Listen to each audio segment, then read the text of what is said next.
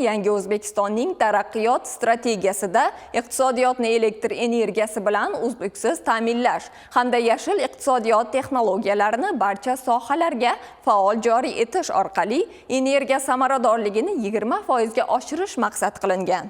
Bu borada boshlangan ishlar natijasida quyosh energiyasidan kambag'allikni qisqartirish borasida ham foydalanish amaliyoti joriy etilmoqda.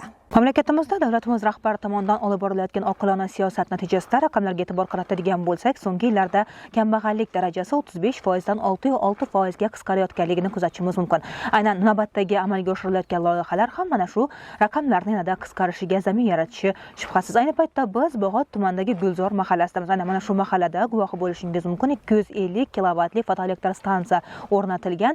Albatta mana shu yerdan olingan elektr energiya mahalla aholisini iqtisodiy ko'rsatkichlarni yuksaltirish uchun yo'naltiriladi. O'z navbatda bu kabi loyihalar hududlarda bosqichma-bosqich amaliyotga joriy etiladi. Raqamlardan tahlil qilsak, birgina mazkur stansiyadan yiliga 425 ming kilovat elektr energiya ishlab chiqariladi. Bu degani har kilovatni davlat 800 so'mdan sotib olganda, birgina Gulzor mahallasi uchun yiliga 340 million so'm mablag' jamg'arilib ehtiyojmand oilalarga yo'naltiriladi. Bu tizim o'z navbatda iqtisodiy ko'rsatkichi past oilalarni qo'llab-quvvatlashni ko'zlaydi. Prezidentimizning aholi bandligini ta'minlash va kambag'allikni qisqartirish chora-tadbirlari asosida 2025-yil 17-yanvardagi 12-sonli qarorlari qabul qilingan. Bu qaror ijrosida Xitoy tajribasiga asoslanib, respublika bo'yicha 300 ta mahallaga quyosh fotoelektr stansiyalari o'rnatilish reja qilingan. Shunday loyihalardan Xorazm viloyat bo'yicha 24 ta mahallada shu tartibda quyosh fotoelektr stansiyalari o'rnatilib, aholini ehtiyojmand qismini, ijtimoiy ahvoli og'ir qismlariga moddiy tomondan yordam maqsadida shu dastur ishlab chiqilgan. Bu dastur negizida quyosh fotoelektr stansiyalari yillik ishlab chiqarilgan elektr energiyasini elektr tarmoqlariga uzatib, bundan tushgan mablag'ni shu ehtiyojmand oilalarning moddiy tomondan ehtiyojini qoplash uchun yo'naltiriladi.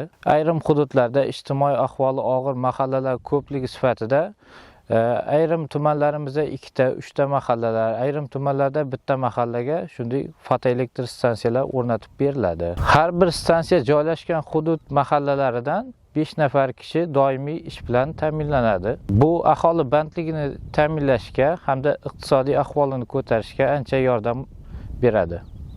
Tahlillarga ko'ra, yurtimizda quyosh va shamol energiyasi elektrga bo'lgan hozirgi ehtiyojni 10-12 barobardan ortig'i bilan qoplashga yetadi.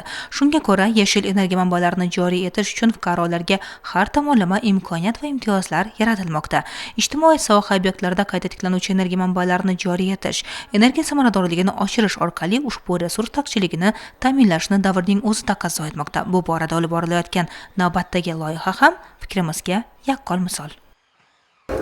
Har bitta hududlarda suv taqsimlash inshootlari mavjud. E'tiborli tomoni aynan mana shu inshootlarga eng ko'p elektr energiyasi sarflanar edi. Raqamlarga e'tibor qaratadigan bo'lsak, mana shu yo'nalishdagi natijalarni ijobiy tahlil qilishimiz mumkin va guvoh bo'layotganingizdek, Xorazm viloyatida 5500 kilovatt-soat quyosh fotoelektr stansiyasini o'rnatish ishlari boshlab yuborilgan. Bosqichma-bosqich bu esa o'z navbatda 12 million kilovatt-soat elektr energiyasini iqtisod qilish imkoniyatini yaratadi. Ayni jarayonda ham Xonqa tumanida mana shu ishlarni boshlanganligini kuzatishimiz mumkin. Energiya tejovchi texnologiyalarni joriy etishni jadallashtirish bo'yicha 2025-yil 8-aprelda Vazirlar Mahkamasining 205-sonli qarori qabul qilingan.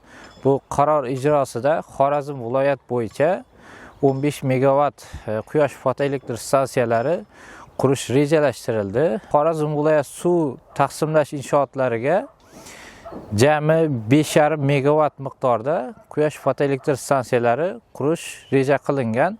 Shu jumladan Xonqa tumanida 700 kilowatt fotoelektr stansiya qurish ishlari jadal tarzda davom etmoqda. Bu qaror ijrosining ta'minlanishi yil yakunigacha rejalashtirilgan. 15 ming kilowatt fotoelektr stansiya qurilish natijasida yiliga 26 million kilowatt energiya tejamkorlikka erishishimiz mumkin. Quyosh fotoelektrostansiyalari bu kelajak energiyasi bo'lib, ular iqtisodiy samarador, ekologik toza va barqaror rivojlanishni ta'minlaydigan muhim tashabbuslardan biridir.